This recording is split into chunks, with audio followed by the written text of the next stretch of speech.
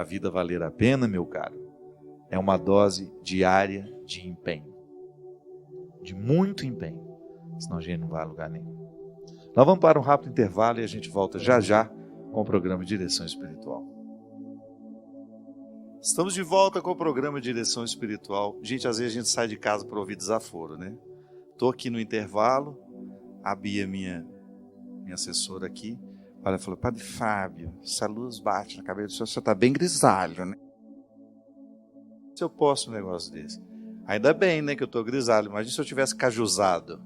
Aliás, eu peço isso, gente, pelo amor de Deus, não me deixe envelhecer acajuzado, aquele cabelo avermelhado que as pessoas vão pintando. E depois a gente perde o senso do ridículo com o tempo. Ai, ai, é isso. Queria partilhar esse desaforo que eu ouvi aqui. Pessoa mandando a lata da gente. Fez um comentário muito pertinente. Ela estava dizendo assim: Padre Fábio, ninguém respeita o povo deste país. Mas o povo também não quer respeitar nada. O país está tomado pelo espírito do mal. E é só com muita oração que podemos vencer isso. Temos que orar muito, muito, muito. Mas as pessoas não acreditam nisso. Me sinto sozinha. Me sinto um grão de areia tentando remover uma praia inteira de volta para o mar. É bem assim mesmo, Marisa. E junto com essa reza, nós precisamos colocar o esforço pela cidade. Quando você fala que nós precisamos quebrar as cadeias do mal, precisamos mesmo. Eu fico horrorizado de ver como muitas vezes o mal vai minando as boas intenções. Nós precisamos ficar muito atentos, porque o benefício que essa Operação Lava Jato pode trazer ao país, em vir à tona, né, tudo o que estava errado. Eu conheço pessoas de bem que estavam de alguma forma muito próximas do mal que era feito, em anos e anos de uma administração em que os nossos governantes aliciavam os que lhes prestavam serviço, e uma relação odiosa que durou anos e anos e anos e que finalmente veio à tona. É a oportunidade que a gente tem de começar as empresas a trabalharem dentro de padrões honestos, licitações que sejam honestas, dentro de uma lisura ética, moral. É a oportunidade que nós temos de ver os corruptos irem para a cadeia. Aliás, enquanto estavam indo somente os empreiteiros, eu fiquei desconfiado da operação. Eu quero ver na hora que os políticos, aqueles que de alguma forma criaram todo o contexto da corrupção. Porque é assim. Gente, o que nós estamos vendo, o estado do Rio de Janeiro quebrado, é assustador. É assustador o caos social que hoje o estado do Rio de Janeiro vive. E a gente sabe por quê. A corrupção foi tão profunda. Os nossos alibabás, né? Porque eles foram com tanta sede ao pote que eles perderam o referencial. Eles roubaram tanto que se eles vivessem 1 milhão de anos, eles não teriam tempo para gastar o dinheiro que roubaram. E agora a saúde pública está lá. O caos, os funcionários públicos sem receber. A nossa polícia tão mal remunerada. Em alguns estados é uma vergonha o que ganha um policial. E os professores, pior ainda. Essa gente que teria fomentar a transformação. Gente, o desrespeito pelos nossos professores neste país é uma coisa que me envergonha. Você vai para o interior do Nordeste, onde aquelas cidades pequenas, de uma pobreza extrema, os professores mal remunerados. É triste você ver onde a transformação pode acontecer sendo tratada com tanto descaso. As oligarquias políticas, esses nomes famosos que nós... As manutenções de poderes que nunca terminam. É o pai que passa para o filho, é o filho que passa para o filho, e do filho que vai... Aquela família que manda naquele estado, que manda naquele... E nós, muitas vezes, sem ter condições de fazer a mudança, porque nós também estamos colaborando em pequenas medidas com atitudes corruptas, com situações que também depõem contra aquilo que nós esperamos do país. Então é isso mesmo, Marisa. Nós também estamos muito assustados e precisamos cavar para que, pelo menos nós cristãos, pelo menos nós que estamos à frente de tantas lideranças também, nós possamos fazer a diferença. Nós que acreditamos em Deus, que nós tenhamos a sensibilidade de provocar as mudanças que o mundo precisa. Pegar a pessoa que tinha me pedido um aconselhamento. Ela tem 18 anos, mora em São Paulo e ultimamente ela está muito desanimada. Ela está dizendo que parece que nada dá certo para ela. E há 8 meses ela está com um problema de saúde, já emagreceu 9 quilos. Nenhum médico conseguiu acertar no tratamento dela. E o diálogo com o pai está cada vez mais difícil. Eles trabalham juntos e por mais que ela se esforce, o pai sempre não faz nada direito. Em casa também não é fácil a convivência, pois aos finais de semana o pai bebe e só serve para ofendê-la. Padre, eu estou tão desanimado e sem esperanças. Participo das missas, me confessei recentemente, comungo, mas não me sinto completa, me sinto vazia. Minha filha, as nossas relações familiares, se elas não são passadas a limpo, nós vamos perdendo a oportunidade de melhorá-las. Eu sempre digo que toda vez que eu tenho uma dificuldade com o pai, com a mãe, com o irmão, eu preciso oficializar a dificuldade que está acontecendo.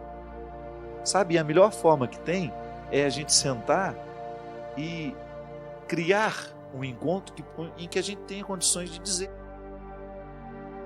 E às vezes nós não formalizamos a nossa insatisfação. Sabe, isso que você está dizendo para mim, você tem que dizer ao seu pai, de maneira caridosa, do jeito certo, formalizando: meu pai, a maneira como o senhor está me tratando, a maneira como nós estamos nos relacionando, não me faz bem. Às vezes nós dizemos ao outro o que é certo da forma errada. Até hoje disse isso no meu Twitter. Muitas vezes nós não temos a sabedoria de encontrar o melhor formato de dizer aquilo que nós precisamos dizer.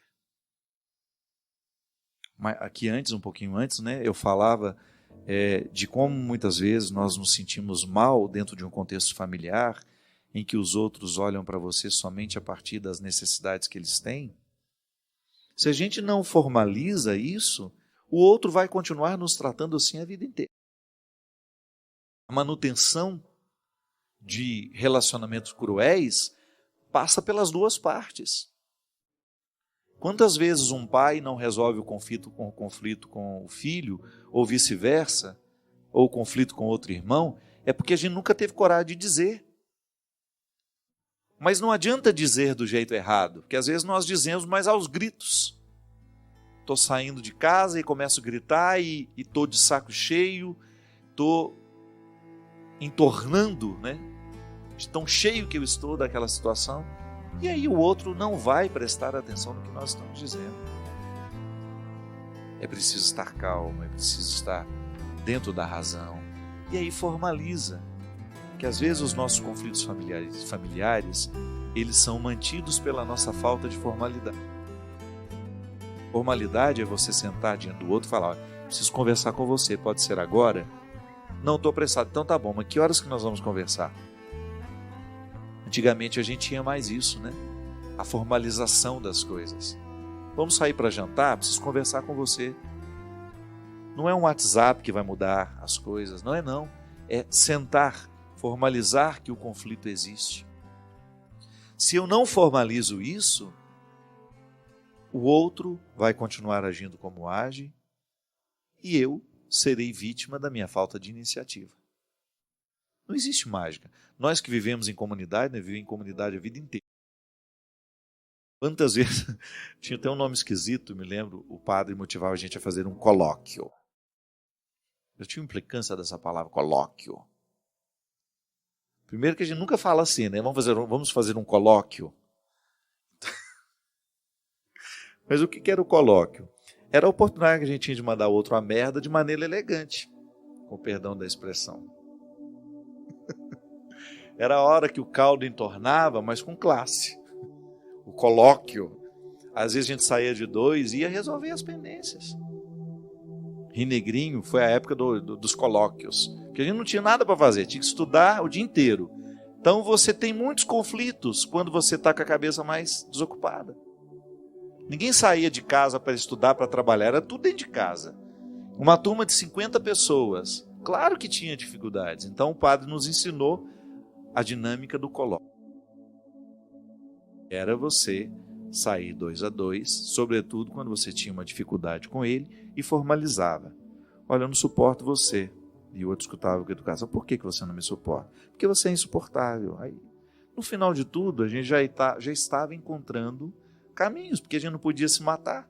Dentro do seminário, a regra era, para nós, e isso era muito bom, que nós deveríamos viver como irmãos.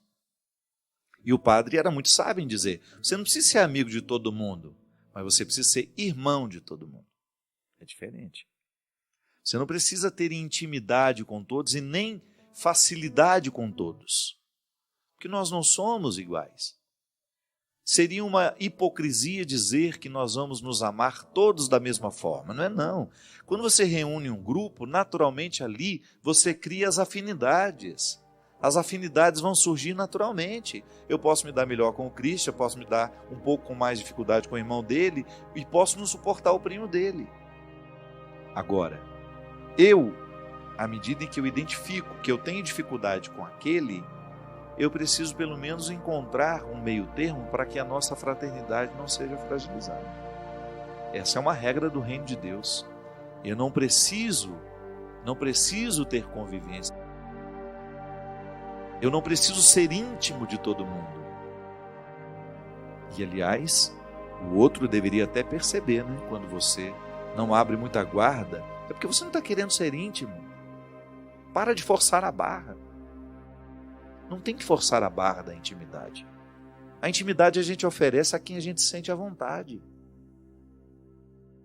E não é obrigado a ser íntimo dos outros. Você não é obrigado a ser íntimo de todos. Você tem o direito, sim, de manter a sua guarda. Igual Santa Teresa dizia, né? Baixar a porta do castelo para quem você quer que entre e subir a porta do castelo para quem você tem respeito, mas não quer que participe.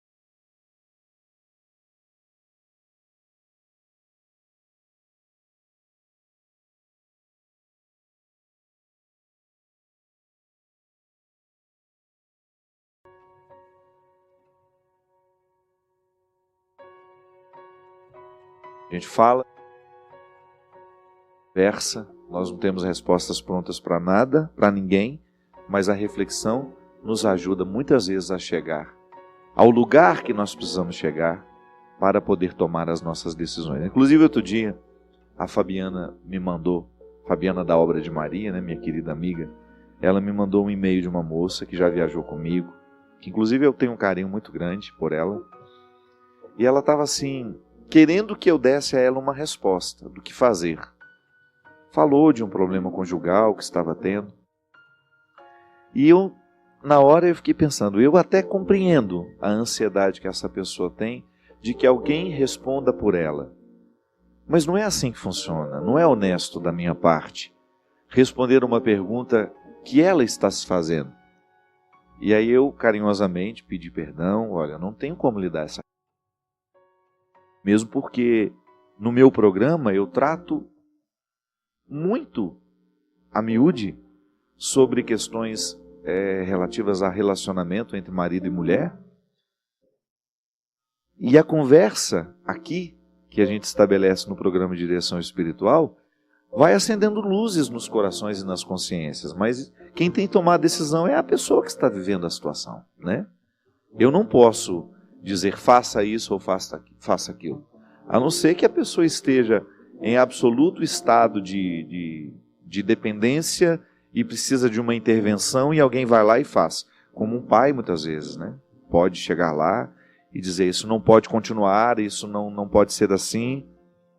Um filho, por exemplo, que está precisando dessa intervenção porque perdeu a capacidade de decidir. A gente viu isso, né, essa semana. Eu não assisto, mas tornou-se um assunto no Brasil todo, do confinamento, da casa do confinamento, onde me parece que um casal viveu situações extremas. Um amor que virou dependência, quase que uma dependência química, né? Então, às vezes, precisa de uma intervenção. Às vezes é uma intervenção da justiça, de alguém que vai e que interfere naquele processo, porque senão o pior pode acontecer. Mas, muitas vezes, o que a gente precisa fazer é tomar uma decisão, enquanto há liberdade para isso. Eu sempre digo, eu preciso ficar muito atento aos problemas que me rondam, porque pode ser que quando eu fique muito absorvido pelos problemas, eu perca a capacidade de decidir. E nada pode nos enriquecer mais, minha gente, do que a gente ter o direito de decidir. Às vezes, no relacionamento a dois, eu não posso dar a resposta que você precisa, mas ajudando aqui a refletir, você chega a essa resposta. Falando de casamento aqui, ó, Padre Fábio, estou passando por uma fase no meu casamento de muitas brigas, e após as brigas eu deixo o ódio permanecer por muito tempo em meu coração. Não consigo olhar no rosto do meu esposo a minha vontade de assumir. Eu não sei mais o que fazer. Converso muito com Deus, peço ajuda, mas não consigo ver o que Ele me mostra. O ódio anda fazendo parte dos meus sentimentos. Padre, o que eu faço? Primeiro, minha filha, às vezes você conversa demais com Deus e de menos com seu marido. Às vezes o conflito só vai ser resolvido no momento em que você conversar com o marido. Sem o enfrentamento das questões que dificultam o relacionamento, não há superação. É louvável que você reze, que você fale com Deus, mas se você não sentar para conversar com aquele que é os 50% do problema, ou às vezes um pouco menos ou um pouco mais, eu não sei, eu não conheço o relacionamento de vocês. Agora, uma coisa é certa, casal que não conversa sobre os problemas que enfrenta, não tem como superar. Eu preciso, no meu dia a dia, nos relacionamentos, que eu não sou um homem casado, mas eu tenho muitos vínculos. Quando há uma dificuldade, por exemplo, numa relação de amizade, se eu não falo sobre aquilo que está acontecendo, daqui a pouco eu perco a autoridade sobre a situação. Eu perco o controle. Eu perco as condições de fazer aquilo ser diferente. Volto a dizer, nós não podemos abrir mão do direito de escolher. Então, se você não levar a sério o conflito que enfrenta, e como é que você leva a sério? Sentando com aquele que é parte do seu conflito e tentando esclarecer. Por que você está tão irritadiça com ele? Por que ele te irrita tanto? O que pode ser feito nesse relacionamento? Qual é a mudança que pode acontecer para que vocês voltem a conviver com harmonia? Porque aqui você está me dizendo que você já está num ciclo vicioso. Quando o ódio, eu não acredito que seja ódio, né? Ainda, se Deus quiser, isso não é ódio ainda. Pode ser uma irritação, o desgaste do relacionamento. Todos os casais enfrentam isso, alguns mais, outros menos. Mas chega um momento que você começa a irritar com a maneira como ele deixa a escova de dente ali. A maneira como ele mastiga. Eu tenho uma amiga minha, que ela até viveu um momento tão difícil com o marido dela, que ela falou assim, padre, às vezes me irrita como ele mastiga. Meu pai de misericórdia, como é que você vai mudar o jeito como o outro mastiga? Eu falei, mas ele mastigava de outro jeito? Não, ele continuou mastigando do mesmo jeito a vida inteira. Mas agora passou a me irritar. Se ele mastigava assim quando você era namorada dele, já mastigava desse jeito, mas agora até ele mastigar perto de mim já me irrita. Significa que o caldo já entornou por outros motivos. A Sabrina, que é uma amiga minha lá em Taubaté, tem muito tempo que eu não vejo a Sabrina, mas é uma menina muito querida ao meu coração. E ela é muito honesta com o que ela sente, né? E ela tinha um namorado que ela gostava muito, que ela já estava se arrumando até para casar com ele na época. E ela falou assim, nossa, eu peguei uma implicância dele, falou o nome dele. Eu falei, mas o quê? A maneira como ele aumenta o volume do rádio. Naquela época ainda não tinha essas coisinhas que você aumenta no volante, né? Ela falou que irritava a maneira como ele punha o dedo. Eu falei, Sabrina, você é meio neurótica, né? Eu falei, não é que eu sou neurótica. Eu acho que tem tanta coisa nele me irritando que de repente eu polarizei a minha irritação na maneira como ele gira o botãozinho. Então ele girar o botãozinho e a minha raiva já cresce de uma maneira assustadora. Então é aquele que mastiga por perto, que mastigou a vida inteira daquele jeito e agora passa a irritar. É aquele que gira o botãozinho do som, que irrita. Enfim. Às vezes nós encontramos uma situação para a gente poder, com perdão da palavra, vomitar. E vomitar é jogar para fora. Você pode jogar para fora emoções, sentimentos, da maneira errada, agressiva. Porque falta o diálogo. Sabe, você vai acumulando situações que irritam e você não vai dando ao outro o direito de saber que aquilo pode ser diferente. A não ser que seja um problema seu. Você também não pode querer que o outro mude o jeito dele ser só para lhe agradar. Agora, se de fato é uma realidade consistente, que o outro, que não vai ser um prejuízo para o outro, olha, me diga o que eu posso fazer para o nosso relacionamento ser melhor. E você é a mesma coisa. Dá ao outro o direito de saber o porquê que está em crise o casamento. Porque às vezes nós não temos o hábito de viver o enfrentamento. O que é o enfrentamento? Eu gosto de dizer sempre. O enfrentamento é a oportunidade que você tem de dizer com ritual o que é que naquele momento está sendo difícil. Não adianta você gritar na hora que ele está saindo, não adianta você gritar e bater a porta, não, isso não é enfrentamento. Enfrentamento é quando você está calma, quando você está calmo, quando você criou uma situação, você pediu para conversar, você oficializou que haverá uma conversa. E aí sim, você partilha o que está sendo difícil para você naquele relacionamento. Se há o enfrentamento, aquilo se torna um marco referencial para depois vocês continuarem, porque você vai poder dizer, lembra o que nós conversamos aquele dia? Diferente de você dizer, você lembra aquele dia que eu bati a porta? Não adianta. É preciso haver o enfrentamento, que é essa oportunidade que você tem de conversar e de dizer aquilo que não está feliz no relacionamento. Aquilo que não está causando harmonia. E você também fazer a sua meia-culpa, minha filha. Às vezes, nós achamos que o outro está todo errado. E de repente, nós estamos precisando viver a cura do moço do evangelho ali. Curar o nosso ouvido, curar a nossa fala. Volto a dizer, às vezes o nosso ouvido está viciado, nós ouvimos o outro da maneira como nós queremos ouvir, e não o que o outro está dizendo verdadeiramente. Isso é um perigo. Eu ouvir aquilo que eu gostaria de ouvir. Então eu já estou irritado, então eu gosto de ouvir tudo aquilo que reforça a minha irritação.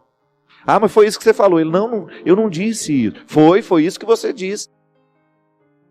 Às vezes o outro não disse nada daquilo que nós ouvimos, mas porque nós estamos visitados pela ira, nós ouvimos equivocadamente. Aí pecamos porque não damos ao outro a liberdade de dizer o que está dizendo. Eu aprisiono o outro no meu ouvir doentio.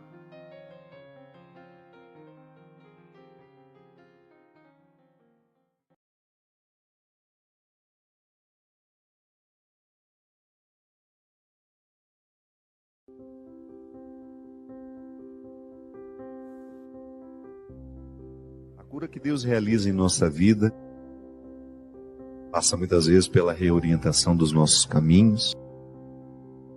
A cura pelo pensamento, que somente quando estamos curados do pensamento é que nós somos capazes de encaminhar soluções para os nossos problemas. Ou até mesmo para reconhecer que estamos no caminho errado. As nossas enfermidades nos chegam pelo nosso pensamento. Sobretudo nos dias de hoje, em que nós pensamos tão mal, porque somos pouco estimulados a um pensamento mais profundo, mais abrangente. Tenho dito isso, você já me ouviu falar tantas vezes.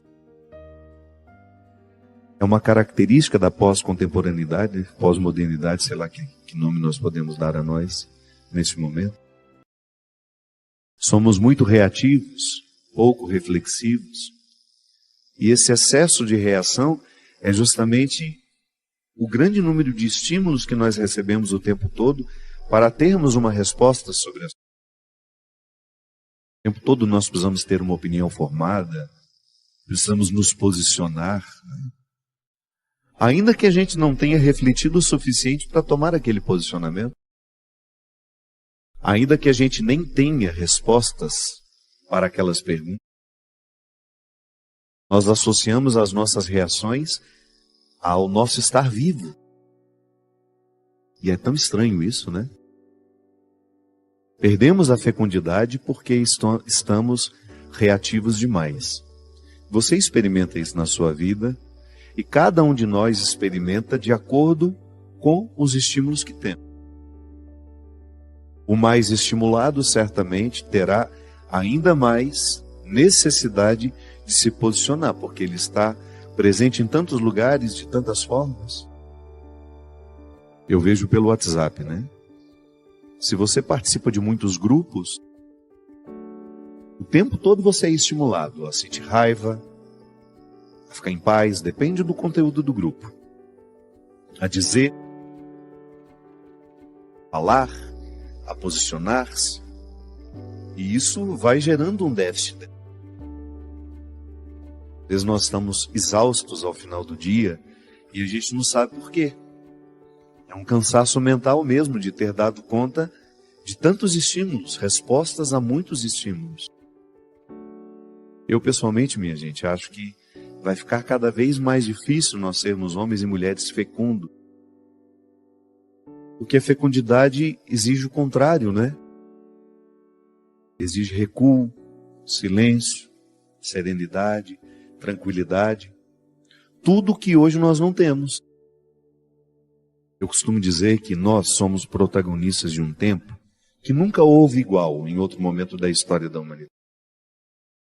Nós já tivemos muitos fenômenos iguais, parecidos em momentos diferentes da história. Mas isso que hoje nós vivemos, de termos este excesso de comunicação à nossa disposição, esse excesso de informações, nunca na história da humanidade as pessoas foram expostas a isso. Então nós somos protagonistas de um tempo que ainda não foi suficientemente vivido para saber as consequências disso em nós. Estamos estimulados o tempo todo, temos uma facilidade imensa de nos comunicarmos, de nos conectar com outras pessoas. Os nossos filhos já estão nascendo assim. E as consequências nós ainda não vimos, porque nós estamos protagonizando. Ninguém viveu isso antes de nós para a gente saber o que isso causaria. Nós já sabemos o que o excesso de sal faz na vida de uma pessoa, porque muitas gerações já morreram antes de nós por conta do excesso de sal na alimentação. Nós já vimos muitas pessoas morrerem por causa do cigarro, e outras pessoas viveram antes de nós. Eu fico pensando, né? Até que a ciência chegou à conclusão, a associação do câncer com o tabaco, quantas pessoas, quantas gerações inteiras morreram sem saber que usar aquele cigarro, fumar aquele cigarro, estimularia células cancerígenas, produção de células cancerígenas. Quantas pessoas morreram por não saberem? Quantas pessoas morreram por não saberem que o excesso de sal elevava a pressão arterial, aumentava o risco de AVCs? As pessoas morriam disso e a gente nem sabia o que tinha acontecido.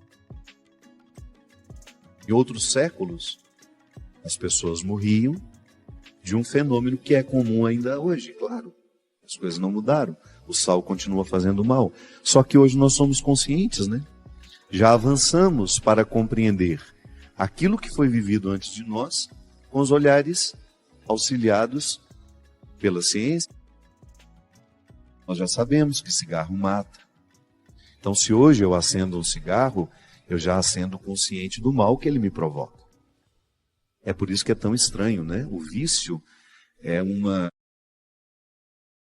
mobilização cerebral que nos faz esquecer dos malefícios daquilo que nós procuramos.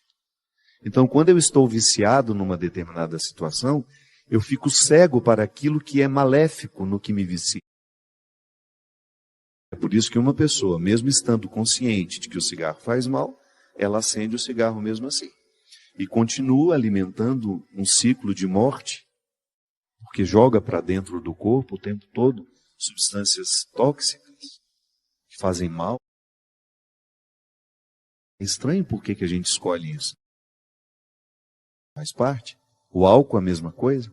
Quantas pessoas morreram antes de nós? Consequências do álcool. Então hoje nós estamos protagonizando um tempo que nos priva, um estilo de vida que nos priva muito da quietude, do silêncio, da concentração. Eu lhe desafio. Eu lhe desafio a pensar o quanto você deixou de ler nos últimos tempos por causa do celular. O celular rouba o nosso tempo que antes era da leitura. Eu não estou falando somente de uma pessoa, não.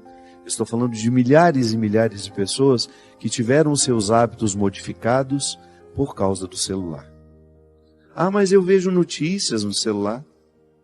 Vê de forma muito superficial, né? A gente só lê as chamadas. Dificilmente a gente clica no link para ver a notícia toda. Os livros estão deixando de ser fabricados, as editoras estão falindo, as livrarias estão fechando, o que é uma perda irreparável para a construção de uma sociedade. É lamentável que o seu filho não tenha mais contato com os livros da mesma forma como você teve. Gente, eu me lembro que eu, na minha infância, eu escolhia ganhar livros no Natal. No Dia das Crianças, queria me ver feliz, era me dar um livro de presente. Eu fico pensando como deve ser difícil ter um filho hoje que deseje ganhar um livro de presente. Porque nós estamos estimulados a práticas que são diferentes. Não estou dizendo que somos piores ou melhores. Estou apenas dizendo que somos diferentes e que o cultivo desse estilo de vida já está gerando prejuízos em nós que nós já podemos identificar. Uma delas é justamente a incapacidade de refletir sobre aquilo que estamos vivendo. Acho que nunca fomos tão gado, tão mecânicos na condução de nossas vidas como nos dias de hoje. Eu, vida de gado, povo marcado, povo infeliz. Zé Ramalho tem razão.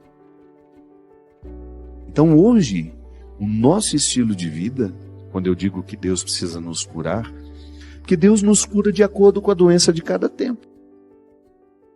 Jesus curou muito leproso, que era uma doença muito típica daquela época. Hoje que a gente tem muito menos leprosos. A gente quase nem vê mais a lepra, né? Graças a Deus. Jesus curava enfermidades que eram próprias daquela época. E se hoje, minha gente, nós podemos eleger uma enfermidade que seja comum a todos nós, é justamente a nossa incapacidade de reflexão. É o nosso excesso de dispersão. Eu, como pregador de retiro, e eu não gosto de retiro para muita gente. Sempre que vou pregar de retiro, e eu prego por prazer, viu? De vez em quando, um grupo de pessoas, eu tenho lá o meu centro de espiritualidade, não é um lugar que eu quero que fique cheio, não é um lugar que eu quero gente curiosa, para saber como é, não. Eu quero gente de busca, de desejo, de aprofundamento, de vida interior. Porque já chega aquilo que na minha vida é dispersão. Então, quando eu vou fazer retiro, eu não vou para pregar retiro para os outros, eu vou porque eu quero fazer. E vou dizer para vocês, a nossa maior dificuldade, hoje não, porque o nosso público acabou compreendendo qual era a nossa proposta. Mas eu vou dizer uma coisa para vocês, hoje o maior desafio, mesmo estando dentro de uma casa de retiro, ou o desejo de viver um recolhimento, e não é de muito tempo não. Um dia e meio, 2, porque as pessoas não conseguem mais do que isso. A maior dificuldade que a gente tem é fazer com que essas pessoas se desliguem de seus mundos. E sempre tem uma desculpa, minha gente. Eu preciso notícia dos meus filhos, eu preciso notícia do meu marido, preciso notícia da minha mãe. É impressionante como nós hoje estamos justificados para sermos dispersos. Coisa que em outros tempos não acontecia. Se eu subia a serra para Campos do Jordão para fazer um retiro, eu ia ter o telefone fixo da minha casa e olha lá. Em casa nem telefone fixo tinha. A gente deixava um número de contato, olha, se por acaso acontecer alguma coisa e de fato for necessário falar comigo, liguem.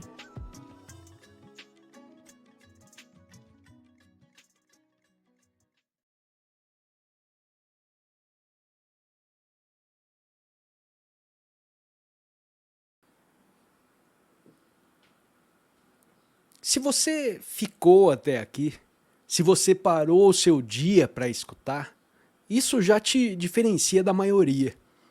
Curta, comente de onde você está ouvindo e dá uma olhadinha nos links da descrição. Com certeza você vai encontrar aí mais conteúdo que continua essa conversa com você. Valeu, um grande abraço e até o próximo vídeo. Tchau, tchau.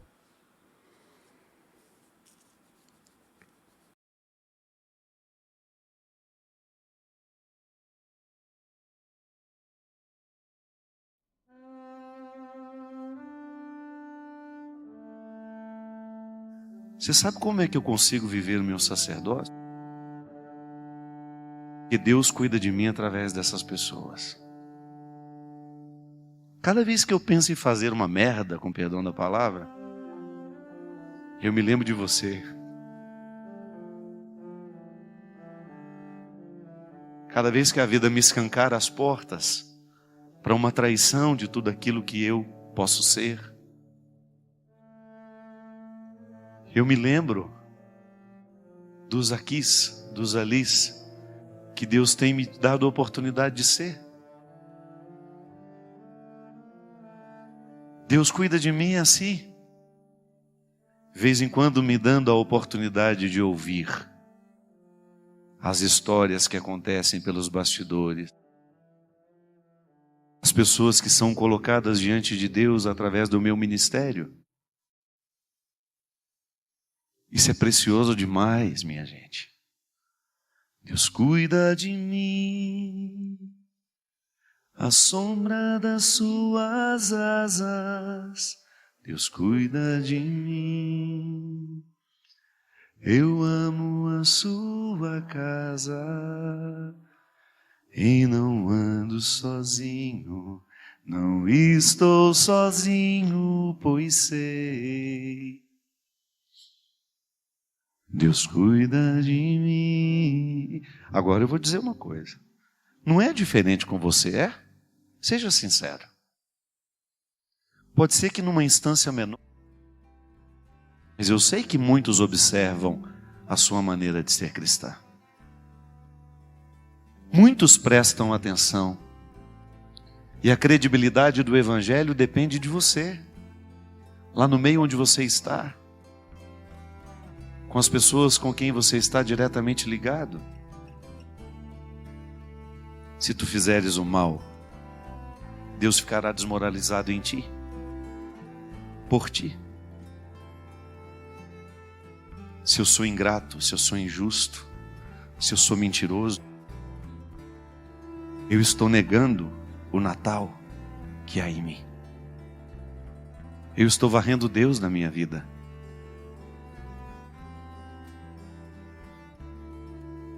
Se eu me esqueço de ser um bom homem, O Natal não reflete em mim. O Natal não acontece em mim. É uma teoria. E o mistério da encarnação perde a oportunidade de estar e de ser em mim. Mesmo que você não seja uma carola, não importa. Mesmo que você não seja uma beata. Mesmo que você não seja tão religioso quanto aqueles que você observa. Não se compare. Não se compare a ninguém. Não é justo. A comparação nunca é justa. Agora, tenha a coragem de identificar o quanto você pode levar Deus pelo mundo através de você. Não abra mão disso. Não abra mão de tornar melhor o espaço que você frequenta. Não abra mão de ouvir as histórias que poderão, quem sabe, colocar você numa linha de frente assim, com a oportunidade de ajudar uma pessoa a ficar melhor, mais leve. Eu tenho dito isso muito, minha gente. Quantas pessoas podem ser curadas através de uma palavra que a gente diz para elas? Quantas pessoas podem ser curadas por uma palavra que a gente envia pelo pedido de perdão, uma reconciliação? Isso é Natal. Pode ser todo dia. Tornar a noite feliz é isso. Eu assumir o meu compromisso de levar a luz onde as trevas estão prevalecendo. Volto a dizer, o nosso mundo está marcado pela crueldade, pela maldade. Nós vemos isso o tempo todo e nós precisamos barrar essas forças. Tanta coisa boa nós podemos fazer. Podemos ser o aqui e o ali de alguém. E podemos ver o nosso aqui e ali em muitos entre nós. E aí Deus vai cuidar de você assim. O simples fato de você estar responsabilizado. Eu vejo isso muito em pais. Eu tenho um filho. A partir de hoje eu começo a viver melhor por causa do meu filho. É Deus cuidando de mim. Eu assumi um relacionamento.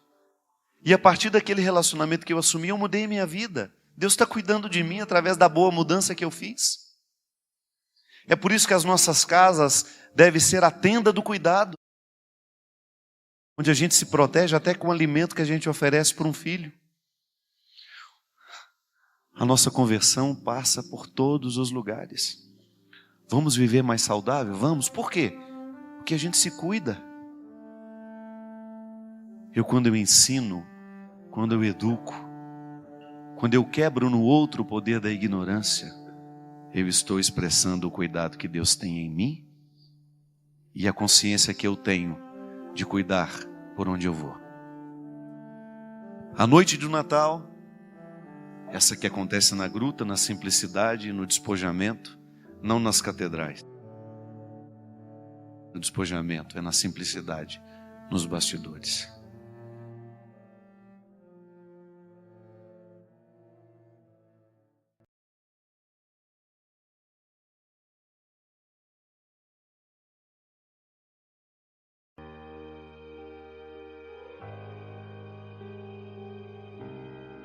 O que era o elan vital na filosofia de Bergson? Era justamente aquele elemento da vida que dá a liga, que faz com que eu não perca a vontade de viver, que eu não fique desanimado de existir. Porque é pesado viver, gente. Dá um trabalho danado ser quem a gente é. Eu vivo os meus pesos, você vive os seus. E aí, se a gente não tem esse elan vital, a gente vai sucumbir à primeira crítica que ocorrer, à primeira situação desagradável que a gente tiver que enfrentar. E é assim que nós vamos reestabelecendo esse elan vital e a gente vai agregando sempre mais valores para que esse elan vital seja sempre sustentador. Viktor Frankl dizia que para alguém dar conta da vida, ela precisa ter um sentido. E esse sentido pode estar localizado em várias situações. Eu posso ter no sentido da minha vida uma meta futura. De repente eu estou estudando e eu quero ser médico. Ser médico é um sentido para eu acordar cedo todos os dias, vencer as dificuldades da faculdade, vencer as lutas que eu preciso estabelecer todos os dias, porque não é fácil a gente alcançar metas. Metas estarão sempre envolvidas em distâncias, estarão sempre perpassadas por dificuldades. Aí eu descubro o assombro da metafísica, eu descubro o elan vital da filosofia de Bergson, e eu descubro o sentido da vida de Viktor Frankl. Várias explicações para uma mesma coisa.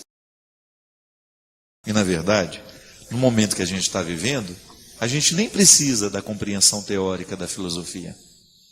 O que a gente precisa mesmo é da coragem para que esta filosofia se encarne na nossa existência.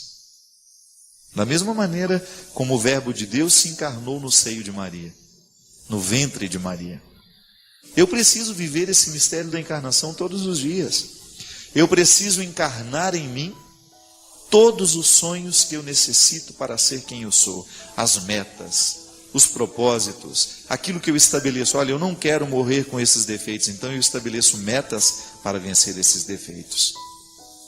E aí eu vou sendo feliz, compreendendo que felicidade neste caso não é um mar de rosas, não são só alegrias, não.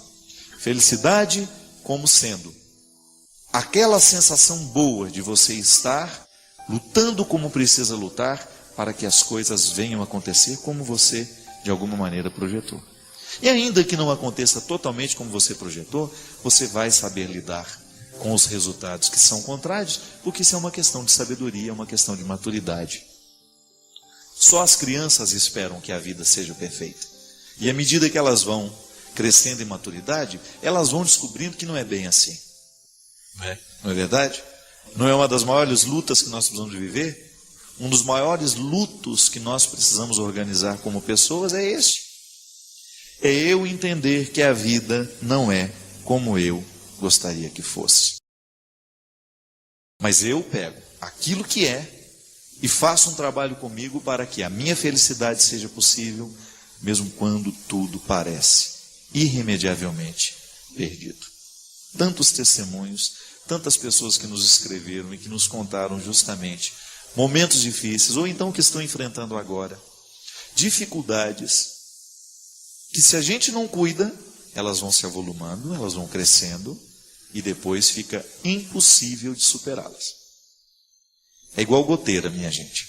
Se no seu telhado tem uma goteirinha pequena, conserte logo, porque essa goteira pode começar a pingar pela parede, no chão, e ela pode causar uma infiltração terrível. Por quê? Uma gota d'água não pode prejudicar uma parede, mas uma gota d'água pingando todos os dias, aí sim ela tem poder de destruição. O mesmo acontece na nossa vida, né? De vez em quando a gente vai permitindo que as pequenas gotas do ressentimento, da mágoa, do ódio, do desajuste afetivo, isso vai pingando dentro de nós, até nos nossos relacionamentos, né? Se a gente não corrige todos os dias aquilo que está errado entre nós, a gente corre o risco de depois não ter mais remédio, porque a gente permitiu que a gota fosse minando, fosse impregnando e prejudicando a estrutura. Uma casa terá que ser demolida se ela foi prejudicada na sua estrutura. Se a parede está feia, você entra dentro de uma casa, às vezes está tudo tão sujo, né? Mas se a base, se a estrutura está bem cuidada, não tem problema nenhum. Mesma coisa somos nós. A gente também precisa fazer passar por esse processo de transformação todos os dias, né? De análise. Poderíamos usar um termo da psicologia, por que não? Fazer a análise é o quê? É você perceber onde é que está pingando. E o que está pingando, para que você possa ter uma ação efetiva que tenha possibilidade de modificar, que tenha possibilidade de transformar aquilo que está lhe incomodando. Porque cá entre nós, a vida é muito boa para que a gente venha perdê-la com goteiras, não é verdade? Com coisas ruins. Não. Aquilo que incomoda o coração hoje precisa ser resolvido hoje. Sabe por quê? Porque você merece dormir bem. É direito seu deitar na sua cama daqui a pouco, ou agora já, e você dormir bem, tranquilo. Por quê? Porque você corrigiu as goteiras que estavam prejudicando a sua paz, a sua saúde afetiva, né? Essa digestão emocional que, se a gente não faz todos os dias, começa a fazer muito mal para a gente. Eu desejo que você, nas suas lutas, você tenha sempre o direito e a possibilidade de retirar os seus excessos, para você ter diante dos seus olhos a sua verdade fundamental, sem exageros, só você. E a partir disso, você reencontrar o caminho da vida. Obrigado pelo seu carinho, pela sua atenção, e que Deus abençoe muito você.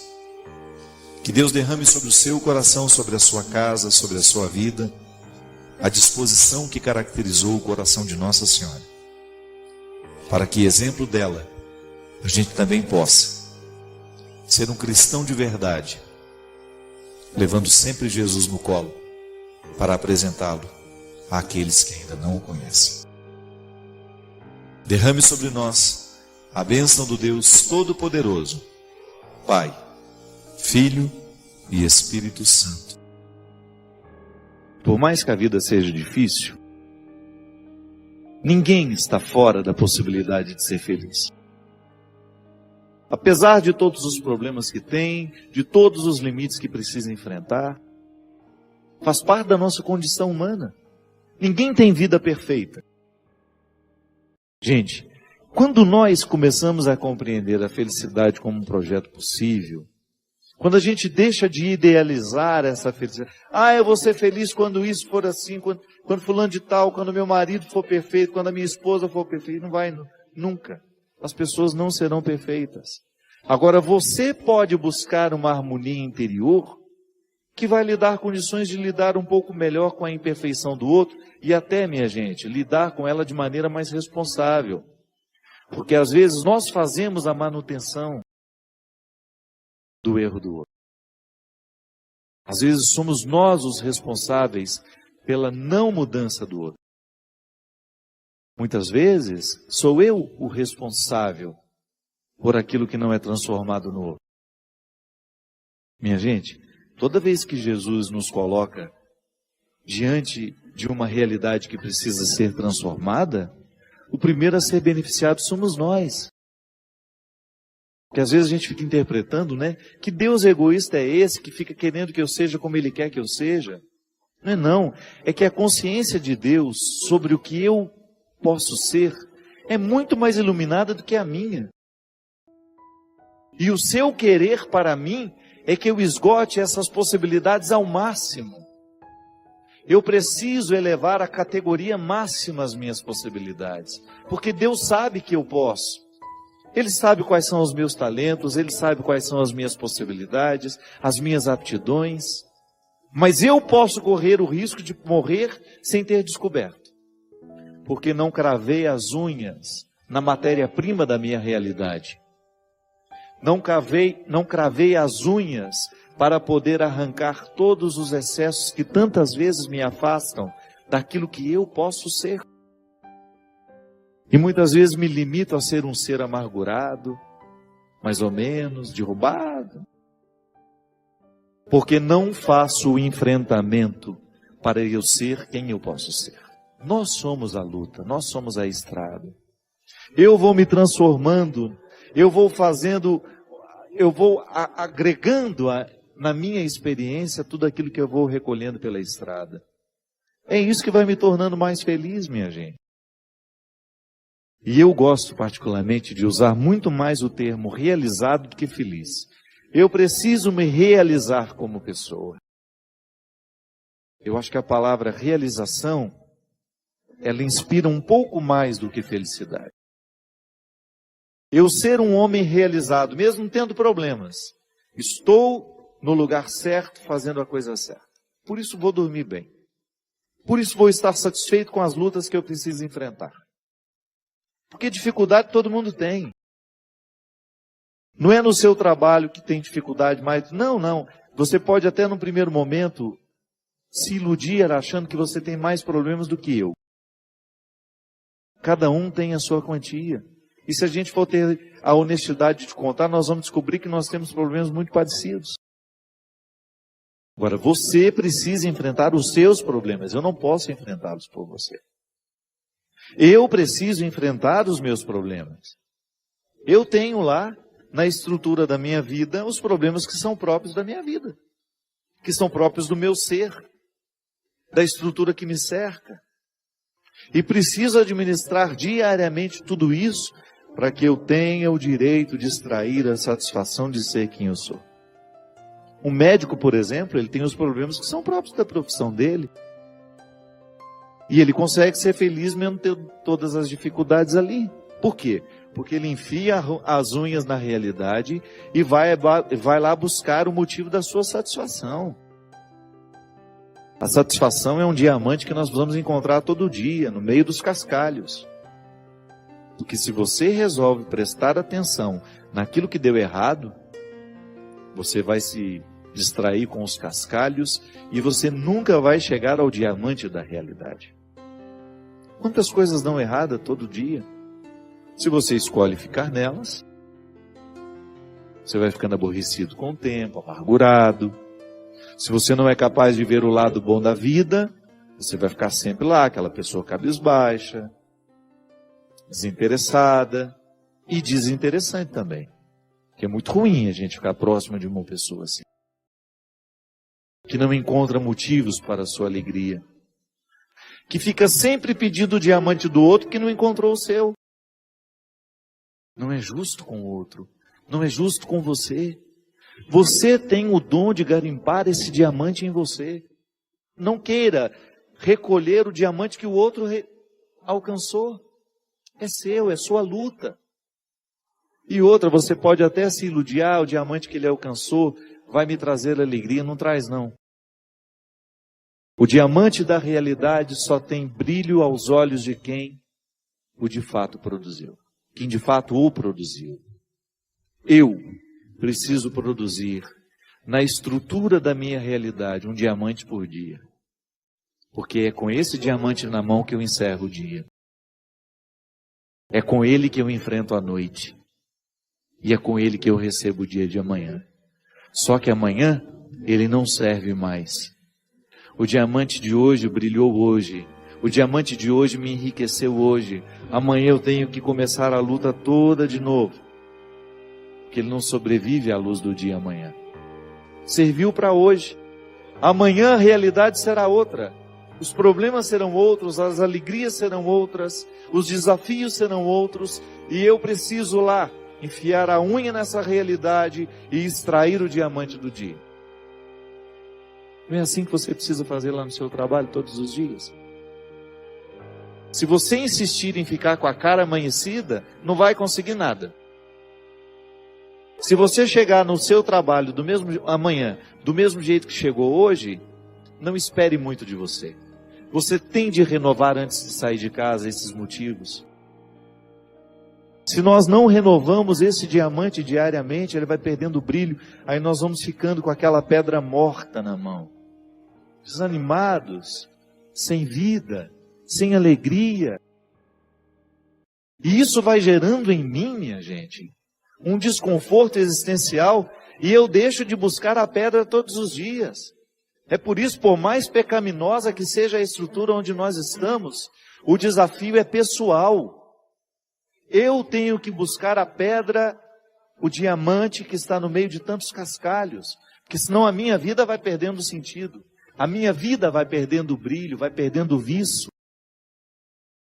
Se na sua casa, se você não fizer a sua busca por ser o melhor filho, o esposo fiel, a esposa fiel, o irmão, isso vai perdendo com o tempo.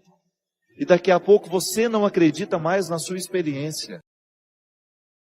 Quando você deixa de acreditar naquilo que você pode alcançar de você mesmo, você está decretando a sua sentença de morte. Quando você se deixa levar por aquilo que é mais mesquinho em você, você decreta a sua sentença de morte.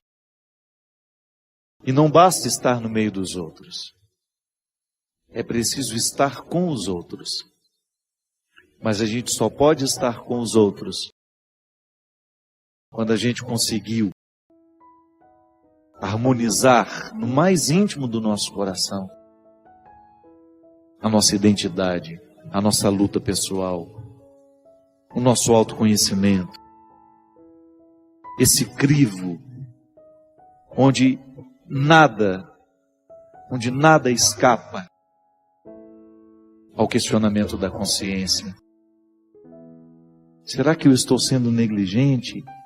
Será que eu estou deixando de buscar essa pedra preciosa? Será que eu estou insistindo em guardar aquilo que eu já alcancei de mim? Será que eu não estou ousando ir além? Como o velho boiadeiro levando a boiada, tocando os dias pela longa estrada. É assim que Deus nos quer, minha gente. Vida perfeita não temos, mas a gente pode ser um bom garimpeiro.